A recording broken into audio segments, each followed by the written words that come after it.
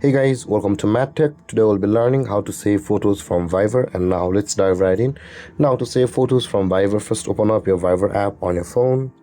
After opening the Viber app, guys, on this interface at the bottom right corner of the screen, you can see there's a more button available for us with the three dotted icons. Tap on the more button at the bottom right and you'll land on this interface, whereas you can see the settings option available for us just above my notes.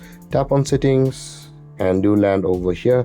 Again, tap on the media option available for us just below the calls and messages, and on this interface you can see the second option where it says save to gallery, and it also says allow Viber to automatically save media to your gallery.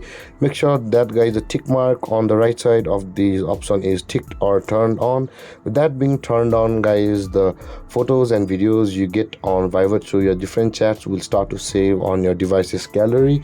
And guys, this is how to save photos from Viber, and if you have any confusions regarding the topic, feel free to comment in the comment section below, and don't forget to like, subscribe and hit that bell icon for more videos. Thank you for watching, guys. Peace.